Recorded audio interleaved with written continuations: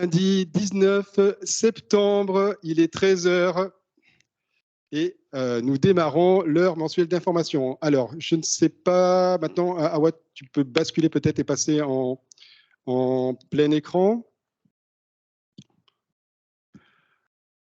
Hop. Alors, là, pour l'instant, on a un fond d'écran Teams classique. Et voilà. Alors... Ok, donc là, donc visiblement, donc nous, on a un petit décalage. Alors, juste une question technique. On a un petit décalage sur notre retour vidéo. Visiblement, normalement, vous voyez, vous, la scène en grand. Si jamais ce n'est pas le cas, faites-nous signe sur le fil de discussion et on adaptera. Mais là, on vous fait confiance à la technique. OK, alors bienvenue pour cette heure mensuelle d'information organisée conjointement par la CGT et le SNUP et consacrée aux rémunérations et conditions de travail. Alors, si nous commencions tout d'abord juste par présenter nos intervenants syndicaux qui sont avec nous aujourd'hui. On va faire ça de manière très rapide. Alors, le plus proche de moi, c'est Jean-Pascal Sûr. Et Jean-Pascal est secrétaire général du syndicat CGT de l'établissement public. Bonjour. À côté de Jean-Pascal, donc, il y a Éric Boubé. Éric Boubé est secrétaire général du syndicat SNUP de la Caisse des dépôts.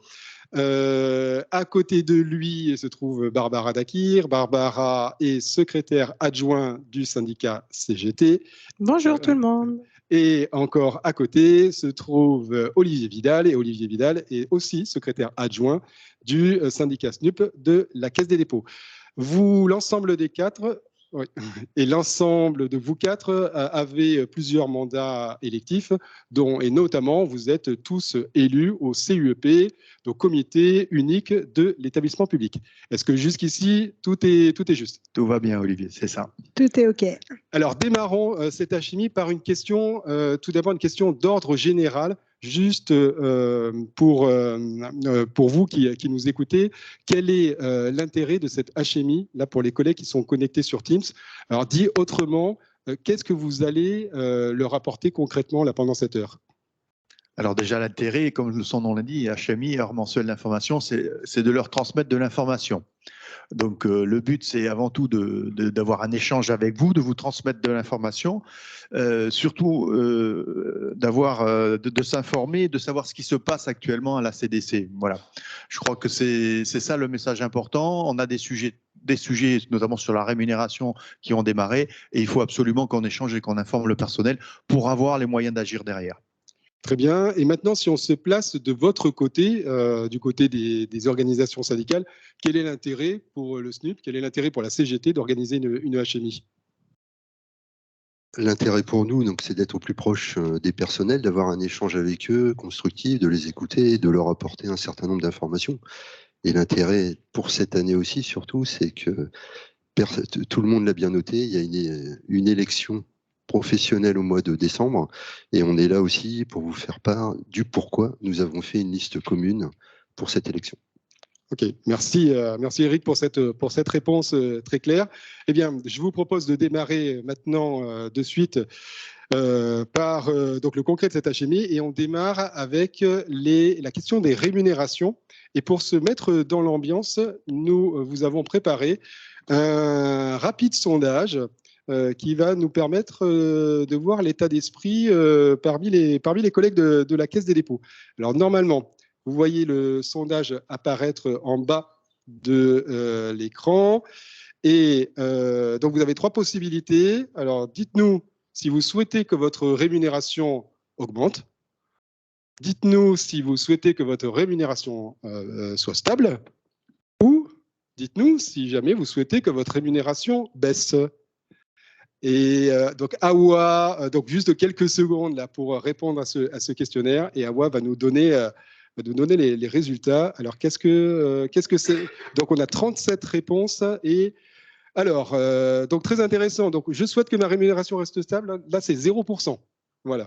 Je souhaite que ma rémunération augmente. On est à 96%. Mais alors attention, on a quand même 2% de personnes qui souhaitent que leur rémunération baisse. Donc là, peut-être que tout à l'heure, pendant l'interactivité, le moment d'échange avec les collègues, ça sera intéressant de creuser cette position. Mais de toute façon, dans l'ensemble, on voit qu'il y a une forte demande d'augmentation des rémunérations. Et justement, on va en parler maintenant. Alors, ce qu'on peut faire, c'est déjà regarder quel est le contexte de départ. Et là, je vais poser une question à Jean-Pascal. Jean-Pascal, quand on regarde le bilan social de la Caisse des dépôts, le salaire mensuel moyen à la Caisse des dépôts, c'est 4 400 €. Si on regarde maintenant le salaire moyen mensuel en France, c'est 2 300 €.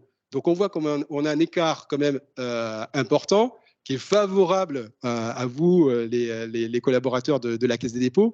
Alors finalement, il est où le problème ? Alors, tu sais, les chiffres, on leur fait dire un peu ce qu'on veut. Hein. Alors, il faut déjà comparer ce qui est comparable. En France, quand on fait les salaires moyens, il faut savoir qu'il y a à peu près moins de 17% de cadres. À la Caisse des dépôts, il y en a 50% à peu près. La moyenne d'âge, moi j'ai regardé, la moyenne d'âge des salariés en France, c'est 39 ans. Nous, à la Caisse, c'est 49 ans et des brouettes. Donc voilà, les chiffres, il faut être très attentif et comparer ce qui est comparable. Mais le sujet sur la rémunération, en fait, à la Caisse des dépôts, c'est plus un sujet de l'évolution de la rémunération. Quand on se compare à d'autres entreprises ou établissements ou administrations à peu près du même style que nous, assurance, banque ou des trucs comme ça, on voit qu'on est globalement à peu près voire au même niveau, peut-être légèrement en dessous que de ce qui se pratique habituellement dans les autres entreprises. Donc sur les chiffres, soyons attentifs. En tout cas, nous, ce qu'on constate, c'est vraiment un problème de rémunération globale. Ok, donc alors quand tu parles de problèmes sur les rémunérations, donc il y a un sujet dont on entend parler tous les jours en ce moment, c'est l'inflation. Alors est-ce que ça c'est le problème principal concernant les rémunérations ?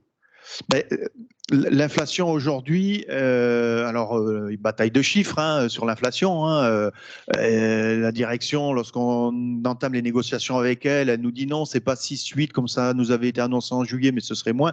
Bon, enfin, en tout cas, on voit que l'inflation est très forte. Fin d'année, ce sera plutôt entre 7 et 10% d'inflation.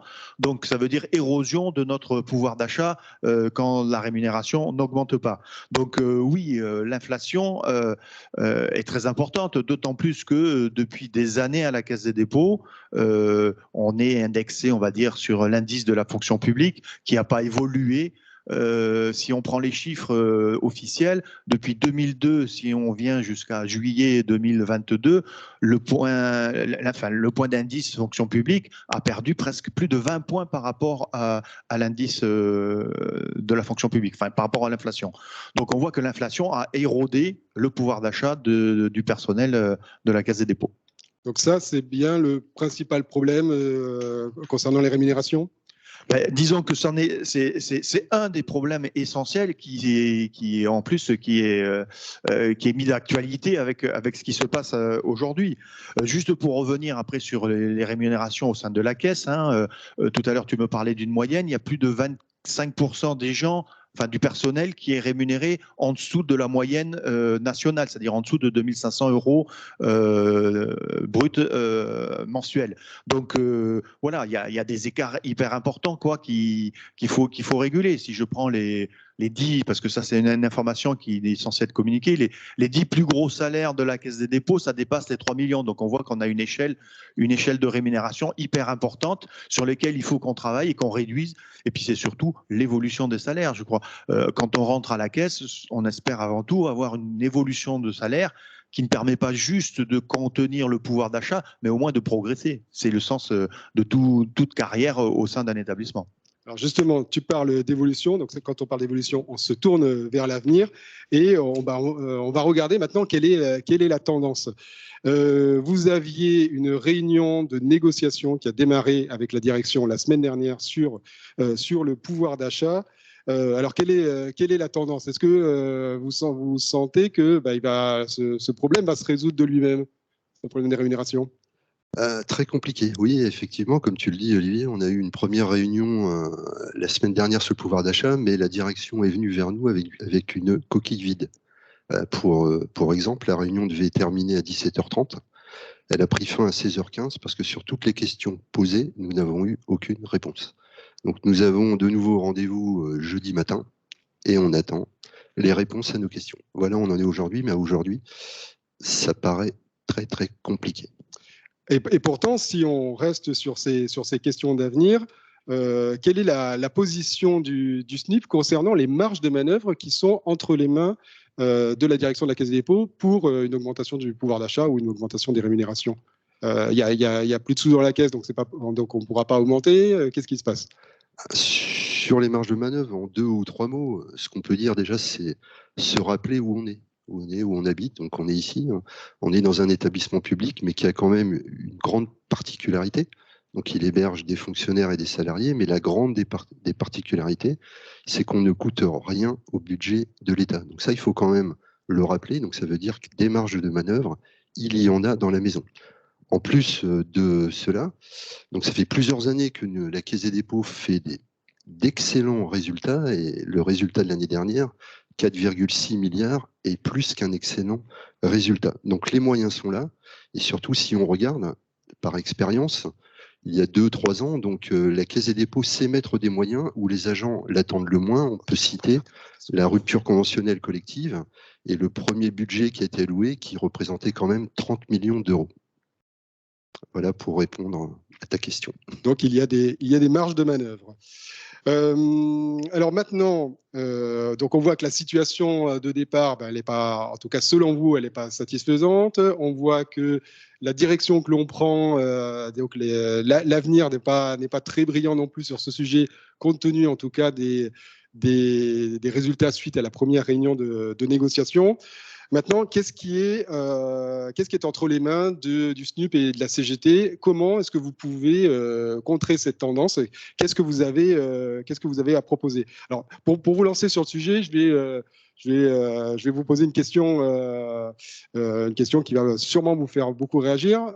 Pour augmenter le pouvoir d'achat, eh bien, la direction pourrait très bien vous dire on va mettre le paquet sur la PVO. Qu'est-ce que vous en pensez? Ça peut être une idée, mais ce n'est pas notre chemin de bataille. Là, on est sur du variable. Donc, quand on parle de mesures, on peut dissocier en deux. Donc, d'un côté, des mesures pérennes et non pérennes. Donc, après, je peux expliquer les différentes propositions qu'a fait le SNUP et la CGT lors de cette réunion de négociation. Donc, pour nous, c'est quoi sur ce pouvoir d'achat? Qu'avons-nous demandé à l'employeur Caisse des dépôts? Donc, premièrement, on a demandé donc, une hausse de la PFT pour l'ensemble des agents de droit public, qui peut trouver donc son pendant pour les salariés au niveau d'une augmentation de la valeur du point. Donc ça, c'est le premier point, et on a demandé de combler l'inflation. Donc bien évidemment, cela tourne autour des 10%. Après, donc là, on est sur du pérenne. Après, on a demandé plusieurs choses, et notamment quand on parle du non pérenne, cette fameuse prime PEPA ou prime dite Macron, c'est un mot avec lequel j'ai un peu de mal, donc je préfère employer le terme de prime exceptionnelle de pouvoir d'achat. Donc on a demandé, comme la Caisse est très attachée aux bas salaires, d'avoir un versement pour tous, et surtout pour les plus bas salaires, que la Caisse leur verse le maximum prévu par les textes réglementaires, à savoir les 6 000 euros. Parce que après tout, si la Caisse ne le fait pas, qui pourrait le faire à sa place? Et enfin, on a demandé un tas de mesures, donc l'augmentation de la contribution au repas et des tickets restaurants pour ceux qui en bénéficient, augmentation de la prise en charge transport en commun par l'employeur et des nouveaux modes de transport. On a également demandé, en ce qui concerne le télétravail, d'avoir une hausse de cette fameuse contribution des 2,50 €, donc les fameux 220 €. Donc on demande que la Caisse des dépôts augmente substantiellement cette prise en charge. Et aussi, on a demandé pour l'ensemble des télétravailleurs l'octroi de tickets restaurants, ce qui n'est pas le cas actuellement. On a également demandé une hausse des barèmes professionnels pour tous les agents qui se déplacent, parce que tous les coûts augmentent.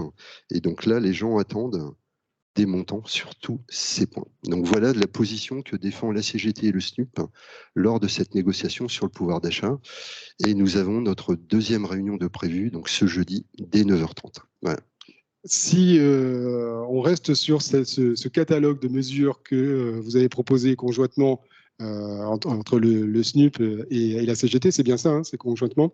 Si on reste sur ce catalogue de mesures, il y a souvent une critique qui est faite à la CGT, alors je crois aussi qu'elle est faite au SNUP, c'est que lorsque vous arrivez dans une réunion de négociation, vos propositions ne sont pas réalistes. Alors finalement, vous avez un catalogue qui est très fourni. Qu'est-ce que vous répondez à ça ?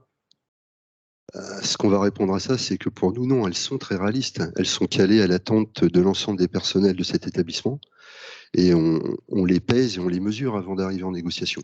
Et comme je le rappelais au tout début, la Caisse des dépôts en a les moyens. Elle est hors budget de l'État et vu les résultats qu'elle a fait, elle en a énormément les moyens. Surtout une petite anecdote qui a été rappelée dans la publication qui a été faite ce matin à l'ensemble des personnels. La direction donc vient vers nous et nous fait part de tout ce qu'elle a donné ces dernières années. Mais elle a le toupet, c'est ce qu'on leur a dit, surtout le culot de nous citer une mesure qui est actée depuis 2017, dans un accord signé par les organisations syndicales représentatives et le directeur général en 2017, quand on parle des 480 € sur l'épargne salariale. Et quand elle remet sur le paquet la mesure sur l'intéressement, pour nous, la mesure sur l'intéressement, ce n'est pas un complément d'aide au pouvoir d'achat. C'est un versement lié au résultat exceptionnel qu'a fait la Caisse des dépôts l'année dernière. Voilà ce que je pouvais ajouter, sauf si mon collègue veut ajouter un petit point. Non, juste pour compléter sur les chiffres, tu l'as dit tout à l'heure, Eric, 4,6 milliards de bénéfices nets, 10% de masse salariale supplémentaire, hein, tout compris, ça ne représenterait que 1,6% de ce bénéfice net. Donc, c'est vraiment un choix politique. Je veux dire, le 1,6%, c'est quelque chose qui se voit pratiquement pas. Si la Caisse voulait vraiment faire un effort pour son personnel, en tout cas, pour lutter contre cette érosion et cette perte de pouvoir d'achat qui est en tout cas constatée, elle pourrait faire l'effort. Alors, 10%, ce serait l'idéal. Maintenant, nous, ce qu'on attend, c'est une vraie négociation. Voilà, comme l'a dit Eric, hein, la semaine dernière, on est venu, on a réclamé des éléments chiffrés. La Caisse des dépôts est venue les mains vides. Nous, nos propositions, on les a détaillées à la direction, on leur a envoyé. On a demandé des informations complémentaires pour avoir justement des éléments à chiffrer en termes de coûts. On attend d'avancer dans la discussion, mais ce n'est pas très bien parti. Là, vous demandez à la direction de faire des efforts sur les rémunérations. Il y a à la Caisse des dépôts 2 catégories de collaborateurs, donc les salariés, droit privé, et les fonctionnaires de droit public. Lorsque la direction vous dit qu'elle n'a pas la main sur le point d'indice, là c'est incontestable. Alors oui, elle n'a pas la main sur l'indice de la fonction publique. En tout cas, elle peut toujours faire pression auprès de son ministre de tutelle pour demander à sa revalorisation. Mais en tout cas, elle a la main sur tout le reste. Voilà, elle a la main sur la PFT, elle a la main sur les indemnités de transport. Voilà, je veux dire, voilà. Oui, l'indice, elle n'a pas la main, mais tout le reste, elle a la main et elle peut faire les efforts nécessaires. Et en préparant la chimie, donc je me rappelle d'une remarque qu'avait fait Barbara justement sur cette question. Et est-ce que tu pourrais nous redire ce que tu penses finalement des relations entre la direction et donc le Bercy, le budget, etc.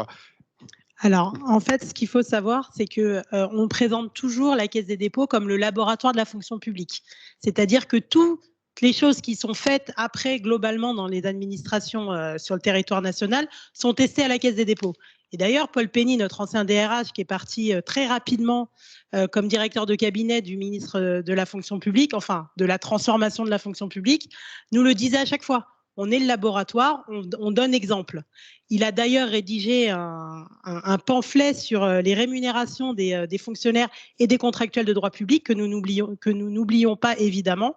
Et on voit bien qu'en fait, sur certaines questions, par exemple la rupture conventionnelle collective que beaucoup dénoncent aujourd'hui comme un plan social déguisé à la Caisse des dépôts, et Eric l'a rappelé, les 30 millions d'euros qui ont été mis sur la table pour faire partir les collègues qui voulaient partir, mais du coup, c'est 30 millions en moins pour ceux qui restent.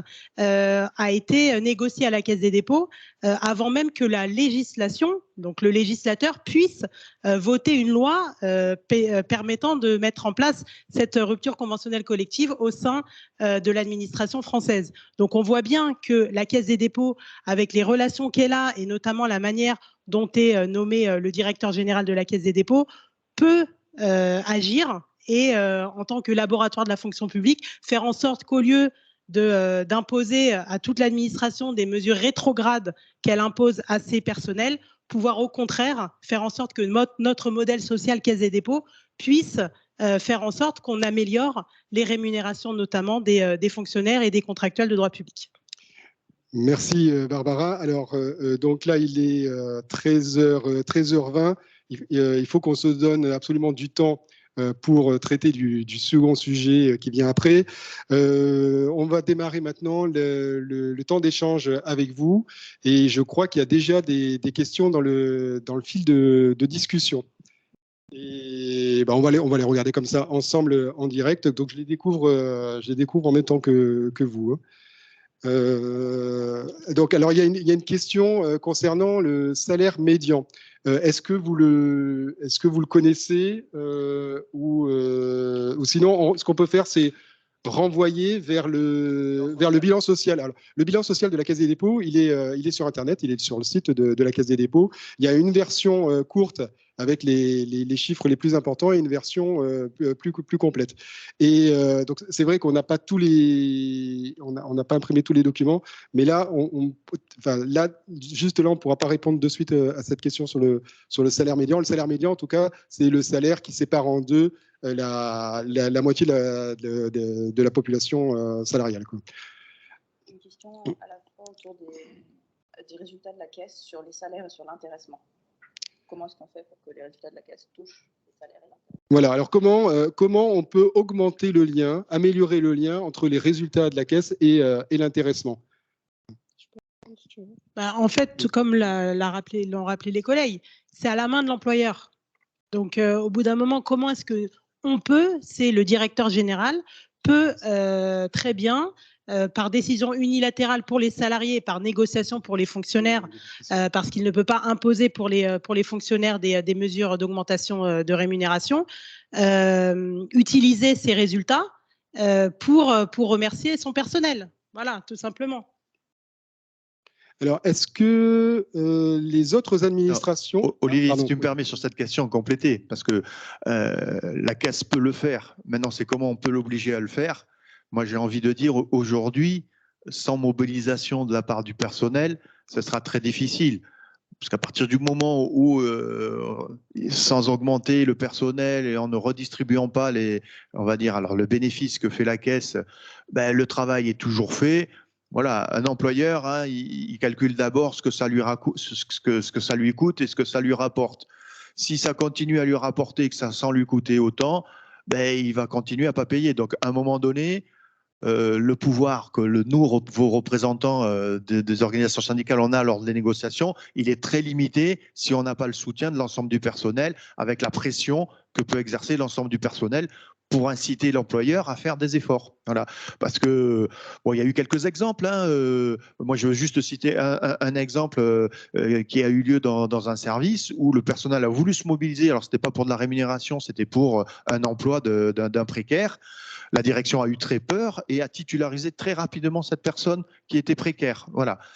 La Caisse a peur d'un mouvement interne. Mais il faut, à un moment donné, il faudra que le personnel, nous, on va dire, avec nos petits bras, j'allais dire, on fait ce qu'on peut lorsqu'on est en négociation. Mais voilà, si on n'a pas un moyen de pression, et le moyen de pression, c'est le personnel, on aura du mal à obtenir des éléments importants, en tout cas pour faire évoluer la rémunération de l'ensemble du personnel. Alors, on a d'autres questions. Une question concernant… Alors, oui, Eric, tu voulais… Non, c'est bon. Okay. Une question concernant la prime PEPA. Est-ce que les autres administrations versent la prime PEPA ?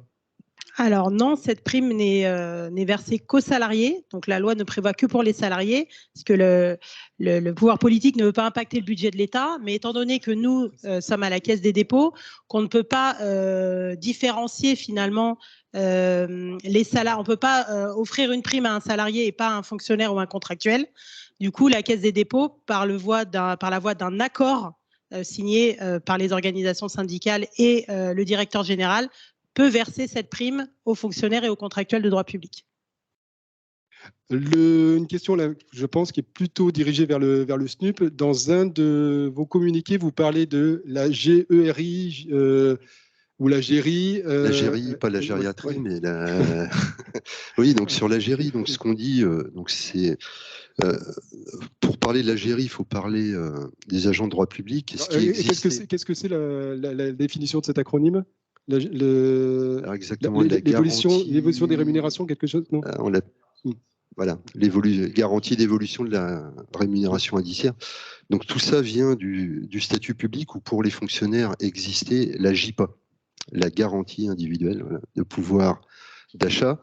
Donc dans le dernier accord cadre, la direction a étendu aux salariés cette GERI, mais il ne faut pas se laisser endormir. La direction vient de communiquer et il y a un peu plus de 200 salariés qui vont en bénéficier. Les à peu près 300 fonctionnaires vont bénéficier de la JIPA. Mais là, on n'est pas dans les problématiques que l'on rencontre aujourd'hui sur l'inflation. Parce que ce calcul est fait sur la période 2018-2021. Donc, tout l'impact que l'on connaît depuis le début de l'année sur l'inflation n'est pas pris en compte. Donc, ce n'est pas ce que les agents attendent matériellement à l'instant T pour répondre à cette problématique de l'inflation. Donc c'est bien, c'est toujours un plus, mais ce plus concerne très très peu de personnes et le décalage est beaucoup trop grand. Merci Eric. Alors, il y a deux autres questions qui sont arrivées. Donc, une question sur la mobilisation.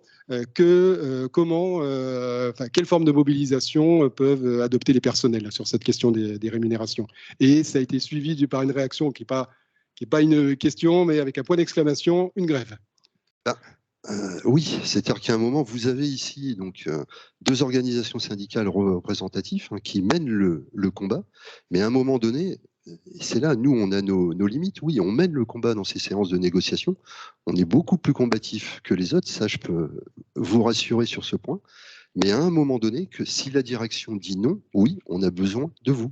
Alors, bien évidemment, ce n'est pas une grève tout de suite, mais à un moment donné, nous, représentants, on peut se tourner vers vous, ne serait-ce que pour faire quelques actions. Par exemple, lors d'un QEPS, qui s'est connu par le passé, ce n'est pas une grève, mais on peut demander au personnel de nous accompagner pour aller rencontrer Éric Lombard. Lui, il n'est pas habitué à ça. Et à un moment aussi, c'est de lui montrer qu'il n'y a pas que les représentants du personnel, mais que derrière les représentants du personnel, il y a surtout les personnels. Voilà. Donc je pense qu'à un moment donné, oui, si les réponses ne sont pas à la hauteur, il va falloir que l'on se mobilise tous ensemble, collectivement. Je compléterai simplement sur le fait qu'on est dans une année électorale et sachez que le directeur général regarde au plus près les chiffres de la mobilisation, c'est-à-dire du nombre de votants. Il est important de voter parce que quand vous avez une majorité de travailleurs qui votent aux élections professionnelles, ça envoie un message clair à l'employeur. Attention, les travailleurs, les salariés, les fonctionnaires, les contractuels de droit public se mobilisent pour porter des représentants, pour porter leurs revendications. Donc ça, c'est aussi une manière de vous mobiliser avant d'en arriver effectivement à la grève, de pouvoir dire nous on vote et on vote pour le coup pour des organisations qui vont porter nos revendications. Juste deux mots pour compléter. Une action au sein de la Caisse des dépôts, elle se fera avec vous. C'est-à-dire qu'en tout cas, pour la CGT avec le SNUP, si on devait être amené à faire un mouvement, on commencerait déjà par une assemblée générale du personnel pour savoir ce que le personnel veut faire. Parce que voilà, je veux dire, nous tout seuls, on peut essayer d'organiser, mais c'est vous qui voudrez, c'est le personnel qui décidera ce qu'il voudra faire. Si vous ne voulez pas faire de grève, ça ne sert à rien que nous, organisations syndicales, on appelle à faire grève parce que voilà, la direction pourra dire qu'on n'est pas suivi sur ce truc-là. Donc, si on devait faire des mouvements, en tout cas, on les organiserait avec vous par des AG pour savoir exactement comment vous voulez mener les actions. Ok, il est 13h30, on va clore les questions sur ce sujet. Il en reste quand même deux. Alors, une question concernant la mutuelle et la différence de traitement qu'il y a entre les salariés privés et les fonctionnaires. Pourquoi c'est pas la même chose et comment cette situation, comment on peut remédier à cette situation? Monsieur Alors, pour faire très vite, oui, c'est un sujet qui nous touche énormément. Il y a une différence entre les deux populations et surtout une volonté de la direction qui a voulu mettre en place un référencement. Donc, pour les agents de droit public, et ça, c'est Paul Penny qui l'a mis parce qu'il l'a créé lorsqu'il était directeur de la DGA FP. Le problème, donc, il y a une réflexion en cours au niveau de la fonction publique. Mais nous, à la Caisse des dépôts, ce qu'on attend de l'employeur Caisse des dépôts, c'est qu'elle intervienne le plus rapidement possible. Et ça, on l'a rappelé dans les mesures pouvoir d'achat, pour que les agents de droit public puissent, à minima, avoir une participation sur la prévoyance beaucoup plus importante. Donc aujourd'hui, on n'est pas là pour reprendre des droits aux salariés. Ils les ont et c'est très bien. Mais ce que l'on souhaite, SNUP et CGT, c'est que ces droits soient mis au service des agents de droit public avec une prise en charge à 75%, ce qui est très loin d'être le cas aujourd'hui. Mais là, c'est un vaste sujet et là, il faudrait quasiment une HMI pour faire le point sur cette thématique. Et une dernière remarque ou question, finalement, c'est sur l'information. Une personne, une de vos collègues vous fait remarquer que finalement, c'est pas facile de s'y retrouver, de comprendre tous ces ressorts de rémunération, résultats de la caisse, etc. Est-ce que vous allez accentuer l'information là-dessus, changer votre mode de communication vers les collègues sur ce sujet? Est-ce que vous avez prévu des choses?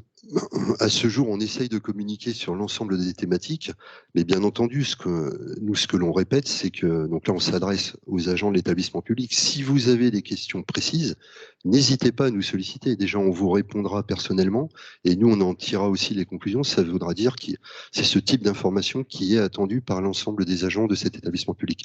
Donc, n'hésitez surtout pas sur nos boîtes communes à nous faire part d'une liste de questions. On est là pour y répondre. Après, je compléterai sur le fait que c'est notre première heure mensuelle d'information que CGT SNUP. On voit que beaucoup de collègues sont intéressés par ces sujets-là. Donc, on se réserve quand même la possibilité de pouvoir faire de nouvelles heures mensuelles d'information sur les sujets spécifiques qui pourraient intéresser les collègues, effectivement. Bien, merci à vous quatre là, pour ce débat sur le premier sujet. On passe maintenant au second sujet. On est dans les temps, c'est très bien. Nous allons parler maintenant des conditions de travail. Alors ça, c'est un vaste sujet. Tout à l'heure, on parlait d'HMI spécifique. Bien entendu, en préparant cette HMI, on s'est rendu compte qu'il faudrait là aussi une HMI spécifique sur les conditions de travail. Eh bien, on va faire comme pour le premier thème. On va démarrer ce sujet par un sondage.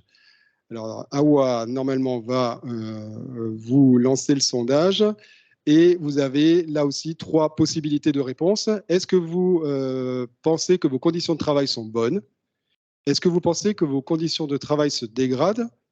Ou alors, est-ce que vous êtes dans une situation où vous caractérisez vos conditions de travail comme étant bonnes, mais vous observez qu'autour de vous, pour vos collègues, elles se dégradent?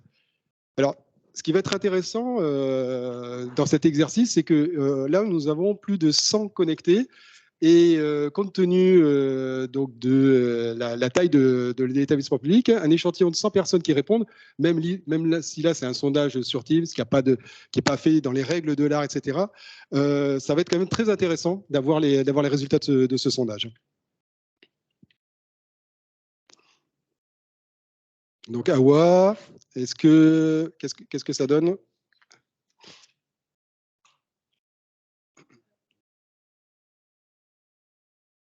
Voilà, donc là, on a une répartition des réponses. Alors, 23% des personnes considèrent que leurs conditions de travail sont bonnes. 49% des personnes considèrent qu'elles se dégradent. Donc, on n'a pas encore atteint la moitié, donc tout n'est pas perdu. Et puis, les conditions de travail sont bonnes, mais je remarque que celles de mes collègues se dégradent. Ça, c'est 26%. Ah, alors là, maintenant, on a 44 réponses pour mes conditions de travail se dégradent. Je ne sais pas si c'est parce que j'ai annoncé le score, mais on est passé à 51% de conditions de travail qui se dégradent. Bon, mais on va regarder ça en détail. On va en parler. Alors Barbara, en matière de conditions de travail, la direction a des obligations légales. Elle a l'obligation, par exemple, d'installer d'organiser, de mettre en place des instances de dialogue. C'est notamment le comité sécurité, santé et conditions de travail. Elle a aussi, par exemple, l'obligation de créer un document unique, d'avoir une médecine du travail présente sur les sites. Est-ce qu'aujourd'hui, ces obligations, elles sont respectées? Oui, alors effectivement, l'employeur public qui est la Caisse des dépôts a l'obligation en matière de santé, sécurité et conditions de travail de ses personnels. Il peut être, en cas de problème grave, avoir sa responsabilité civile et pénale engagée. Et cette obligation lui oblige en fait à évaluer les risques professionnels de chaque poste de travail. Tout cela est consigné effectivement dans un document unique d'évaluation des risques professionnels que chaque collègue devrait pouvoir avoir à sa disposition pour connaître son niveau d'exposition aux risques professionnels liés à son activité. Alors aujourd'hui, effectivement, comme tu le dis Olivier, on a des instances. La Caisse des dépôts respecte ses obligations réglementaires. On a un comité santé, sécurité et conditions de travail, donc qui est issu de notre comité unique de l'établissement public, qui est également présent localement sur l'Île-de-France, Bordeaux et Angers, et qui a une formation spécialisée pour les directions régionales. On a effectivement également un médecin du travail et des médecins du travail référents pour notamment les directions régionales qui n'en ont pas d'affectés sur leur lieu de travail. Donc oui, l'employeur respecte les textes réglementaires. Alors, si on ajoute à ça que la direction, alors là, de manière complètement volontaire, a mis en place un numéro vert d'assistance psychologique. Il y a aussi des cellules de coaching interne qui ont été créées. Donc, d'un côté, tu nous dis, donc la direction a mis en place les instances, elle les fait fonctionner. En plus, elle fait même des choses en plus. Donc, finalement, les conditions de travail à la Caisse des dépôts, elles sont bonnes. Et les 51% de personnes, qu'est-ce qui se passe pour elles? Alors moi, je préfère croire les 51% de mes collègues qui me disent que les conditions de travail se dégradent. Parce qu'effectivement, l'employeur Caisse des dépôts, ce qui n'est pas le cas dans beaucoup d'entreprises ou dans d'autres administrations publiques, a mis en place effectivement une cellule d'écoute. Et on a une mission d'information sur les risques psychosociaux, on a du coaching interne. Malheureusement, en fait, ce que ne fait pas l'employeur Caisse des dépôts, ce qu'il devrait faire, c'est la prévention primaire des risques professionnels. C'est-à-dire que avant d'éteindre le feu en allant coacher des collègues qui vont pas bien, ou avant de faire des enquêtes climat social, ou avant de faire des enquêtes de stress au travail en direction régionale, déjà anticiper les risques. Et ça, c'est quelque chose qui n'est pas fait et qui devrait être fait. Parce que quand on voit des collègues qui se retrouvent dans des situations très compliquées à cause d'une charge de travail élevée, à cause d'un manque de reconnaissance professionnelle, d'une perte de sens au travail, ce qui est de plus en plus récurrent quand on le voit lorsque vous avez sans doute eu la chance d'avoir certains de nos élus qui viennent vous voir dans les services pour vous écouter. Savoir comment ça se passe pour vous.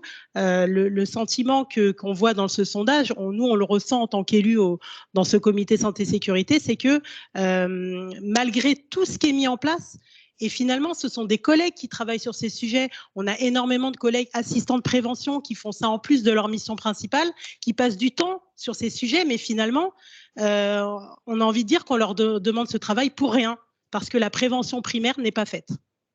Alors, tu as cité le mot de charge de travail.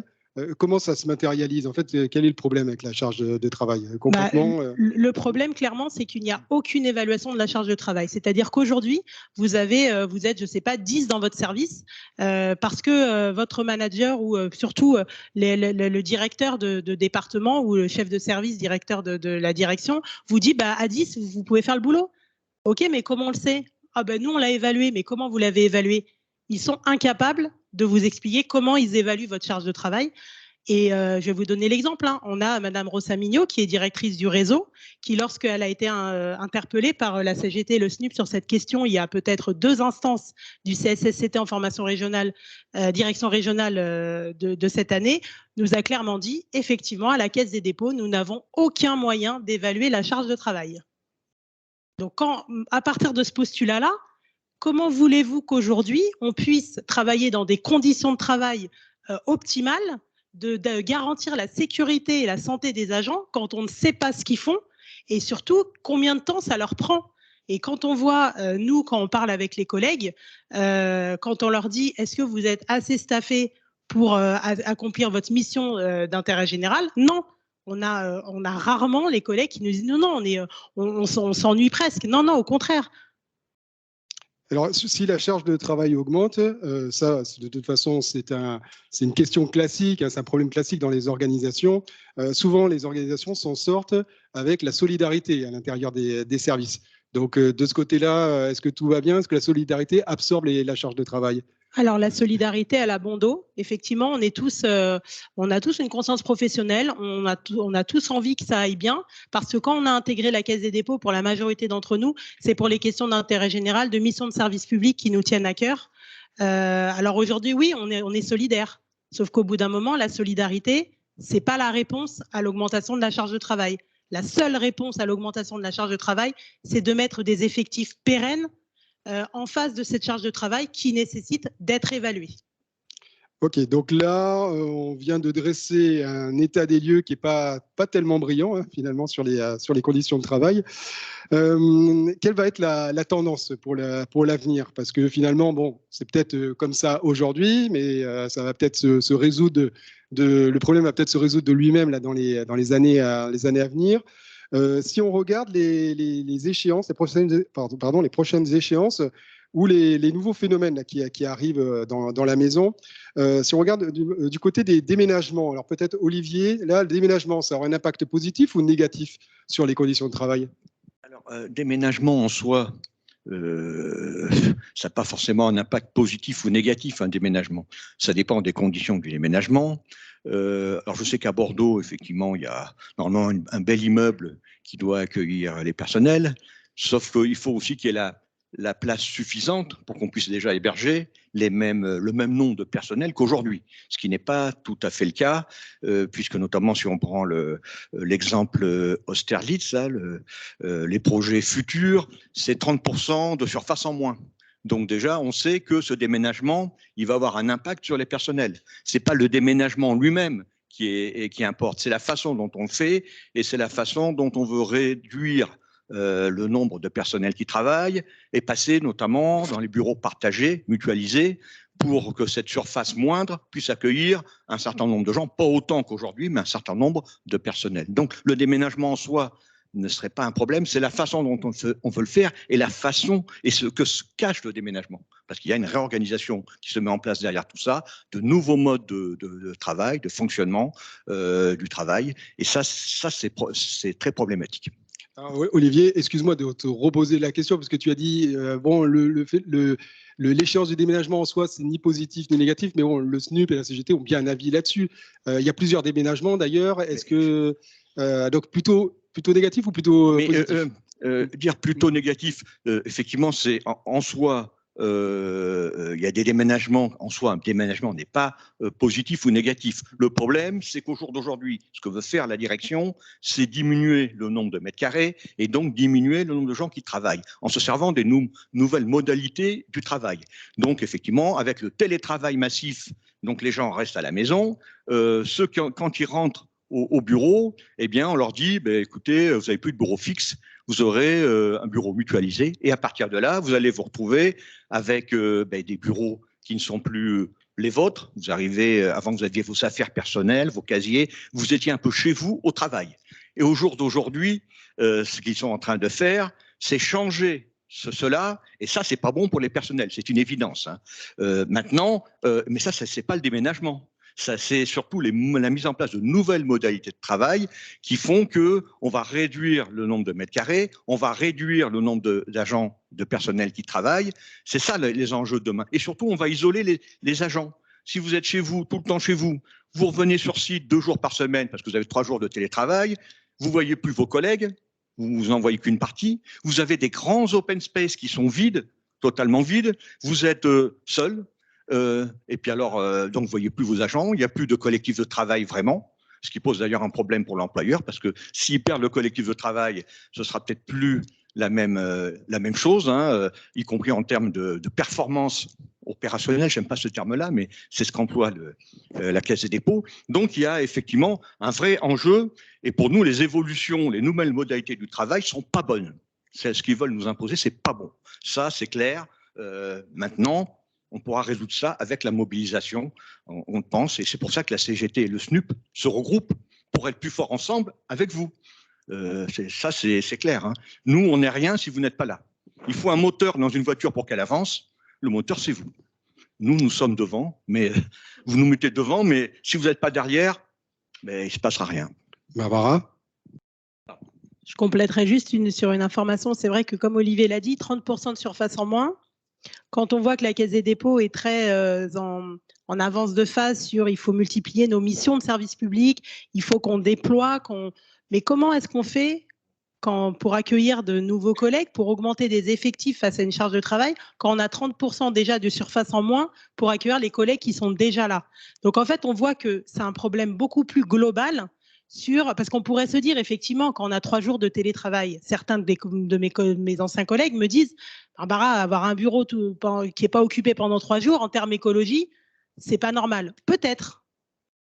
Le problème, c'est qu'aujourd'hui, on ne vous demande pas votre avis. C'est-à-dire qu'on vous dit le télétravail, alors qu'il y a 2 ans, 3 ans, il fallait sûrement pas le demander parce que l'employeur pensait que c'était une aberration. Aujourd'hui, on vous dit prenez du télétravail, il faut du télétravail absolument. Pourquoi ? Parce que c'est des charges en moins pour lui et surtout la casse de ce collectif. Et un collectif qui est cassé aujourd'hui, c'est des personnes qui ne se mobilisent plus tous ensemble. Tout à l'heure, en introduction, on a parlé des obligations légales de l'employeur. Il y a une obligation que l'on n'a pas citée, mais qui a quand même un impact sur les conditions de travail. Enfin, en tout cas, quand on regarde le futur, c'est la GPEC, la gestion prévisionnelle des emplois et des compétences. Normalement, cet exercice est fait pour identifier des métiers qui seront sous tension, des métiers qui vont disparaître. Donc, comment on s'organise pour former les personnes et passer à d'autres métiers. Là-dessus, quelle est votre position sur la GPEC dans la maison? Est-ce que ça marche ou ça ne marche pas? Alors, la GPEC, c'est la gestion prévisionnelle de l'emploi et des compétences. Alors, tout ça, c'est bien joli, c'est des mots. Alors, il y a du travail quand même derrière. Ils ont fait des dossiers, ils ont travaillé, là, je parle de la direction. Mais encore faut-il qu'il y ait une déclinaison réelle. Or, la GPEC, on n'a jamais trop su qu'est-ce que ça cachait. Et puis surtout, on voit bien que la GPEC, c'est bien gentil, mais au jour d'aujourd'hui, il n'y a pas le tuilage. Les gens qui s'en vont, on appelle tuilage, c'est les personnels qui s'en vont, bien ils s'en vont, et puis le successeur, il arrive comme ça, le bec dans l'eau, et puis lui, c'est même pas le travail, on lui a appris comme ça, la va-vite. Donc le tuilage ne se fait pas. Alors c'est bien la peine d'avoir une GPEC si déjà on ne fait pas le tuilage.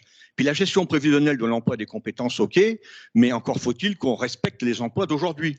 Par exemple, le gestionnaire à la direction des retraites, hein, c'est les politiques sociales aujourd'hui, déjà rien que le terme, c'est un peu gênant, qu'on appelle la DRS devenir des DPS. Le gestionnaire, on ne sait pas trop quel avenir il a. On écoute M. Yael, on a l'impression que tout va se faire, paf, on appuie sur un bouton, hein, la liquidation des retraites commence à se faire par les usagers, l'ayant droit.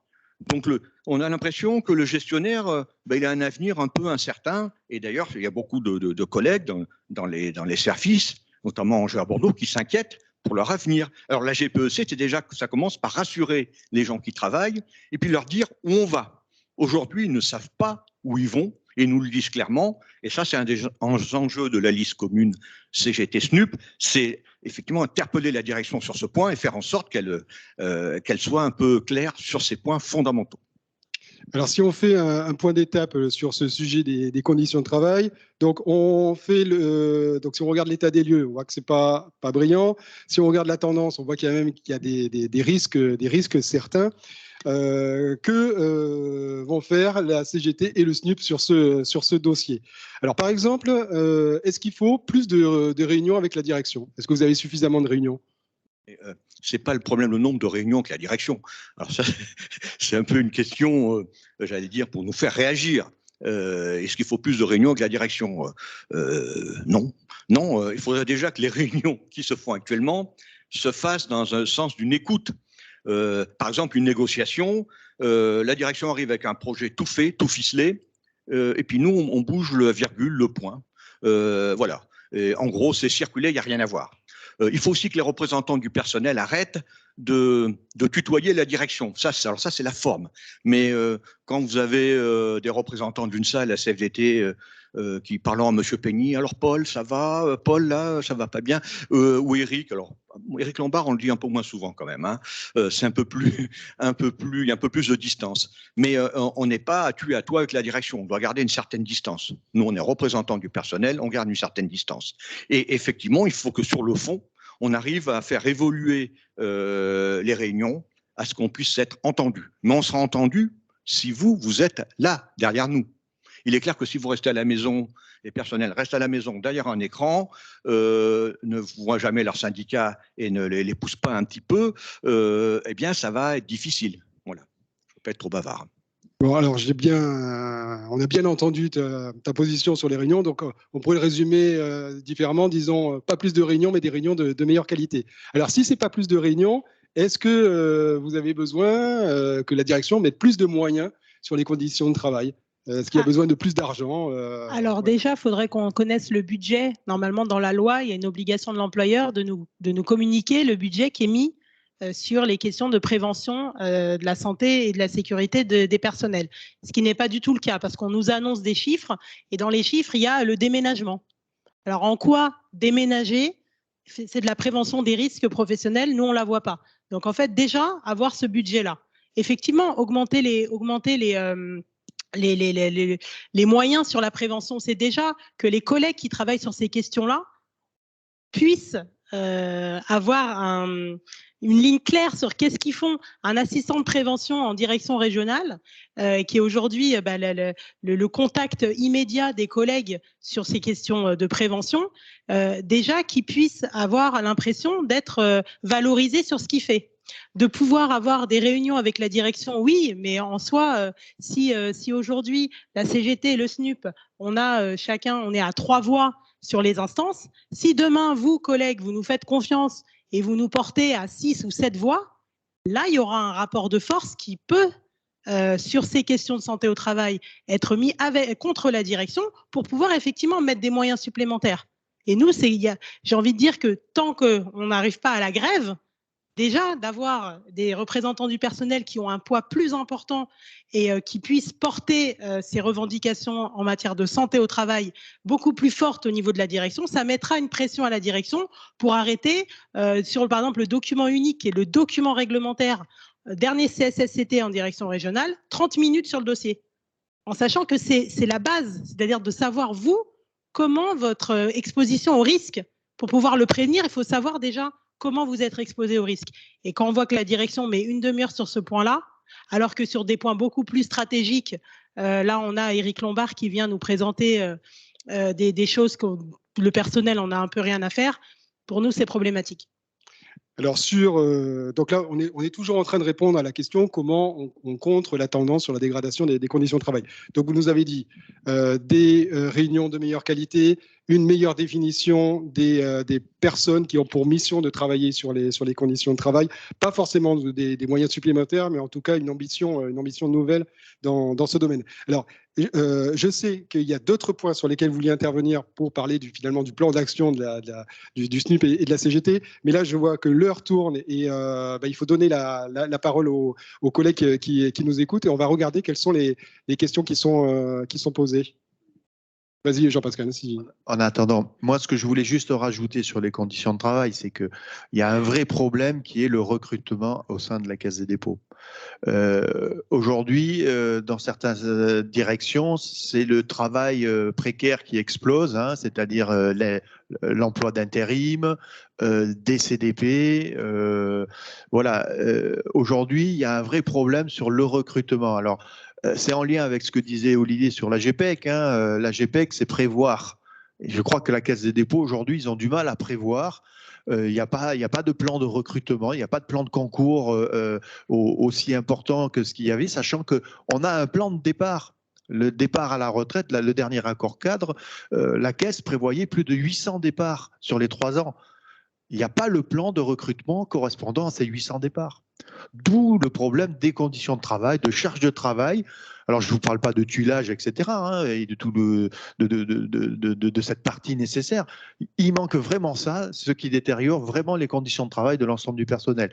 Il faut faire pression, il faut que l'ensemble du personnel, que ce soit du gestionnaire au manager, parce que les managers sont aussi embêtés. Hein, je pense que ça leur fait pas plaisir de voir leurs équipes dans la souffrance parce que ils ont une charge de travail à laquelle ils peuvent pas répondre.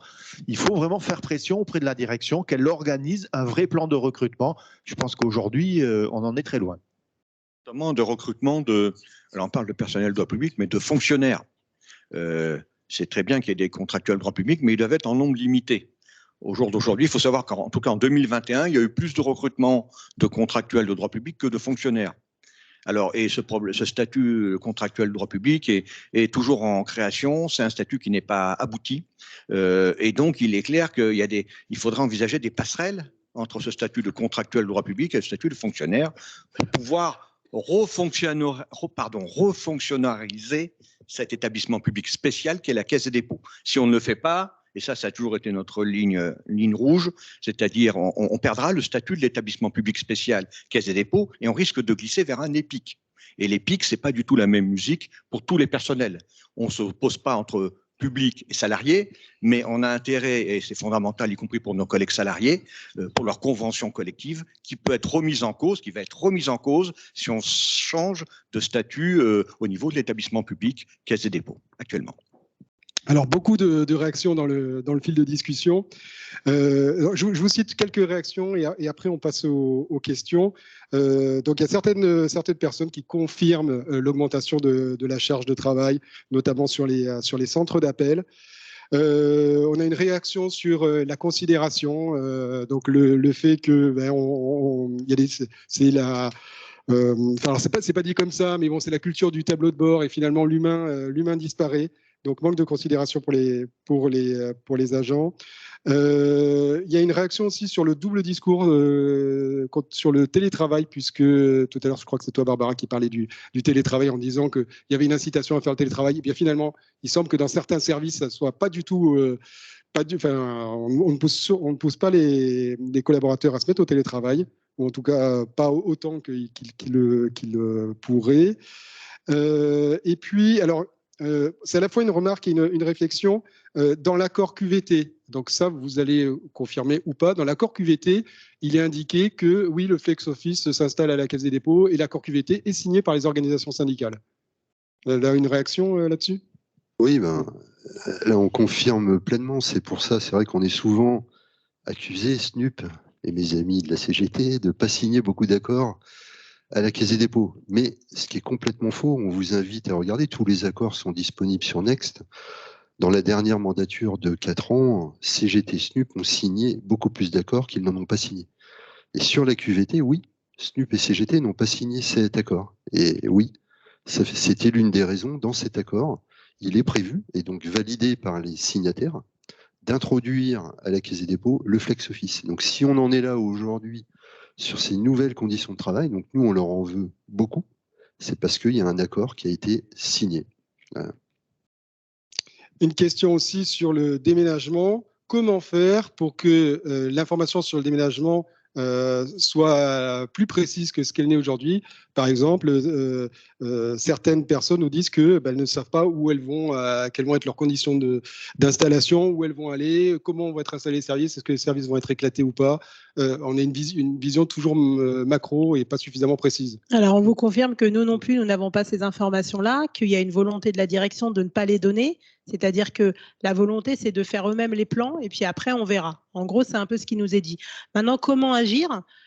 C'est nous, en tout cas, les camarades qui sont CGT, SNUP élus, notamment en Ile-de-France et à Bordeaux et à Angers, parce qu'on a parlé de Bordeaux et l'Ile-de-France, mais Angers aussi est concerné, sont au taquet sur ces questions-là lors des instances.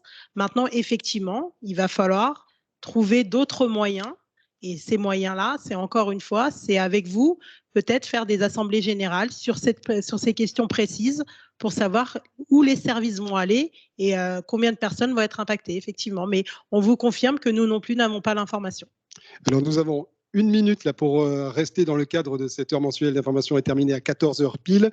Alors, il reste juste, il y a une réaction, mais qui peut se transformer en question. Il y aura aussi une question dans la salle. C'est bien ça? Il y a toujours une question dans la salle? Très bien.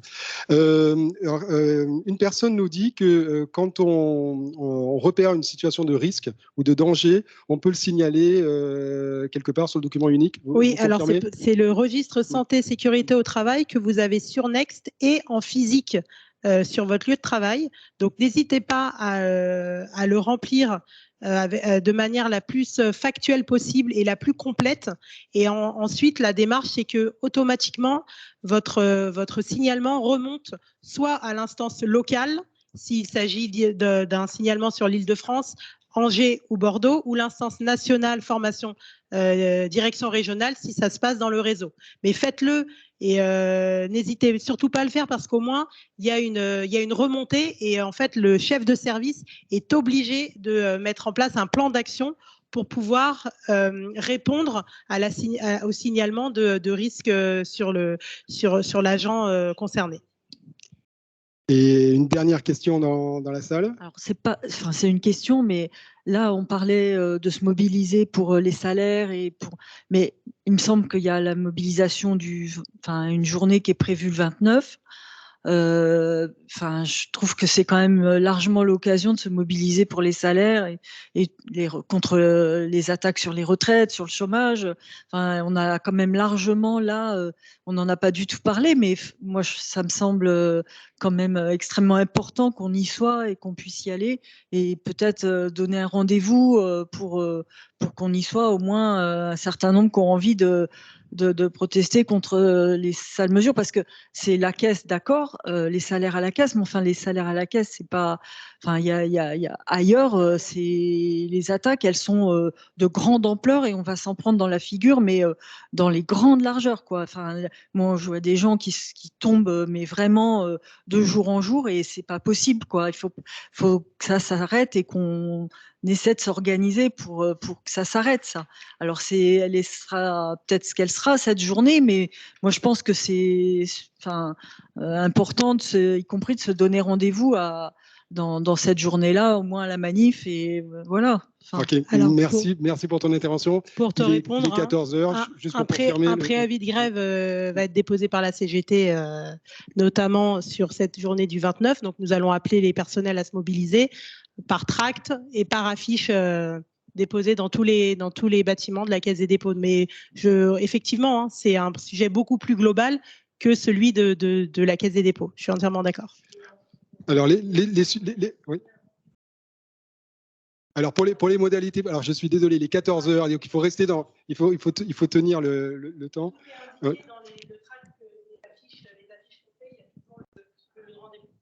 Oui, moi je confirme que c'était un petit peu le mot de la fin, c'était d'informer que le 29 septembre, il y a un mouvement des organisations syndicales, notamment la CGT, du SNUP et d'autres, un mouvement national.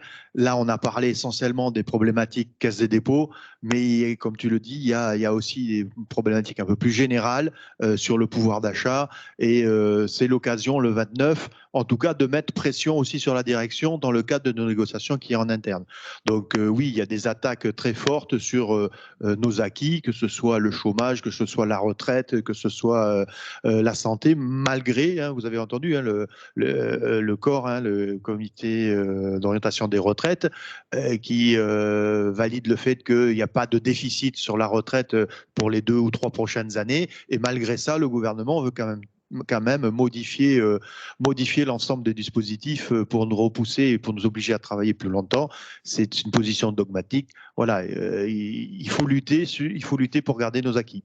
Jean-Pascal, merci. C'est le mot de la fin. La chemise se termine. Alors, merci à nos représentants syndicaux ici. Merci à Jean-Pascal, à Eric, Barbara, Olivier. Merci à vous merci à tous ceux qui étaient là d'avoir été présents et pour toute votre interactivité.